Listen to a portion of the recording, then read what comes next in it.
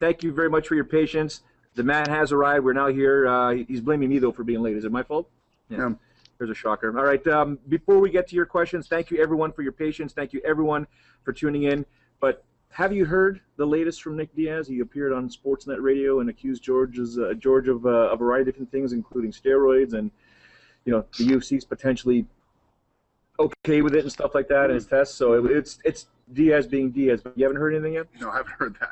Yeah. I've heard a lot of crazy shit, but I haven't heard that one yet. Yeah, is it a case of, look, this guy's competed for the UFC so many times, he's never tested positive? Not only so many times, but as a champion, the championship fights always get tested. So not only has he never tested positive for steroids, he's never even come close to testing positive for anything negative. All right, let's go to our first question. And we're not selling Wolf tickets either. Oh, they're not. So the Wolf tickets aren't sold out? No, we're not selling Wolf tickets. Okay. All right, let's go to Chris Lacey. You got a question now from Irvington, New Jersey. Yeah, I want to know how easy is it to promote UFC in other countries, like maybe Spain or like Russia? Well, it's not that it's tough to promote it in other countries, but a lot of times doing business in other countries is tough. Different rules, different regulations. Like China, like doing business in places like China. It's always difficult, but we've managed to navigate and do pretty well. Okay. Derek Carson, Ottawa. Go ahead. Hey, Dan. Really nice to meet you. You too, bro. GSP won his last 5 fights by decision, so I was wondering what do you think would happen if he wins tomorrow's fight by decision? Like how Diaz would take it. But do you think would Diaz want to retire? Would he want a rematch? It just is what it is. Some fights are won by knockout submission. He's been on a decision roll, which is never fun. I know that's what he's taken a lot of credit for.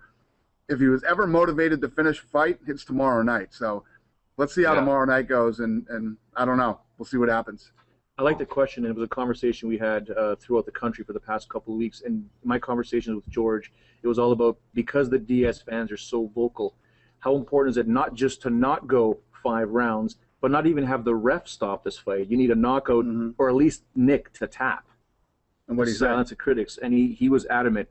You watch, Joe. You watch what's going to happen on Saturday night. Yeah, that's what he's been telling me, too. He's been telling me that he wants to make Diaz retire in this fight. That's what he's been telling me. He hates this guy. I mean, if you look at all the guys who talk smack about George throughout his career, Diaz has really bothered him. All right. Nate Holmes, Portsmouth, Virginia. What's up? Hey, not much. Thanks for taking this.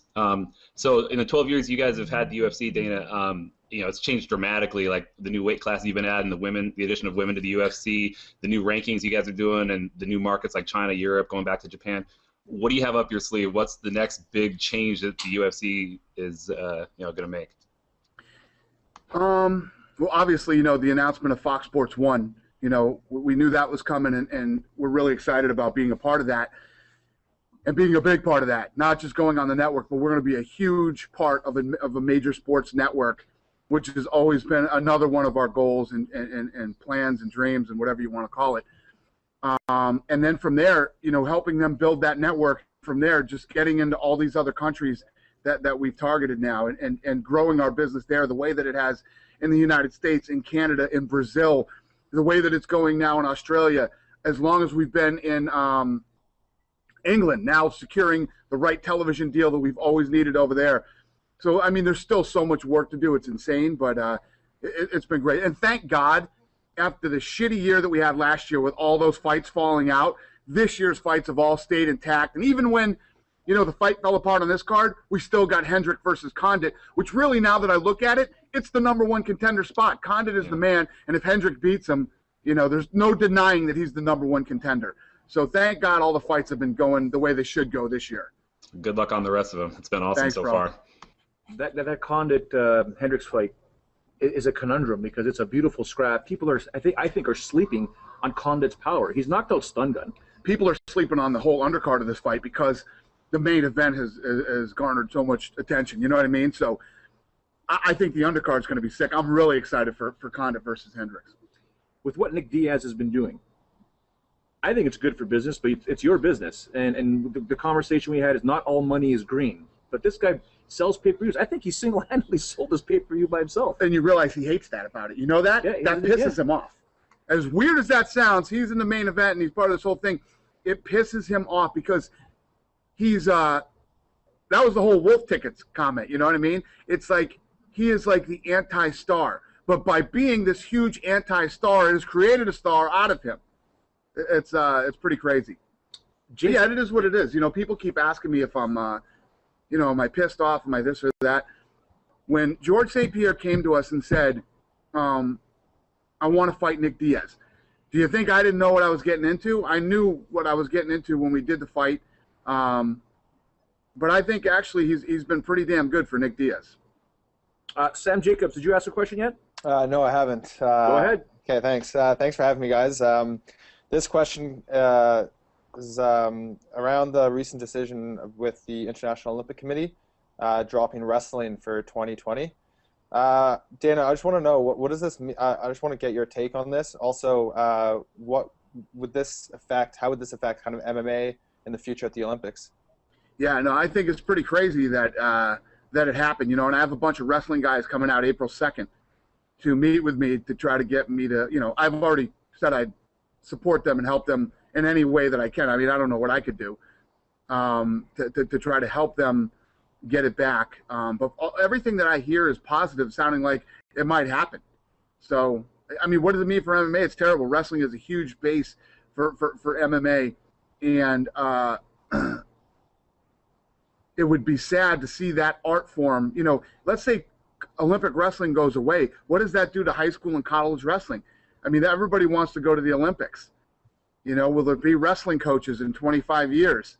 Things like that. You know what I mean? So it's important. It's a big deal. With some of the stuff that I've worked on with the some of the Olympic Committee here in Canada, in terms of just, you know, potentially talking about mixed martial arts in the Olympics, the real scenario that I seem to find is that the only way mixed martial arts will ever get in the Olympics is a complete watered down amateur version. When you hear I disagree. And when you say watered down, you have to have a lower version of the sport for it to be amateur anyway. And let's be honest. And again, my Twitter will start blowing up with all the crazy wrestling dudes. But I'm telling you right now, everything right now, especially the poor economic situation that the world is in right now, it's all about people have to make money. And all these things that they do, it's about making money. They have to make money. And even the Olympic Committee, they try to act like they're not about money. They're about money. If you look at sponsors and all the things that they need to run an Olympic, you know, to run an Olympics, there's so much money in the Olympics. You have to have something that is entertaining.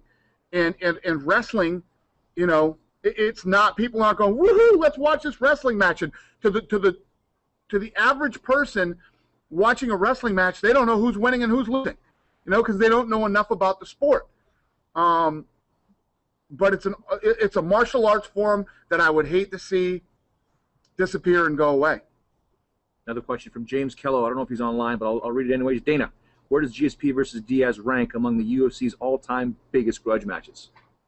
Oh, I mean, the reason that I would call this such a huge grudge match is because I've never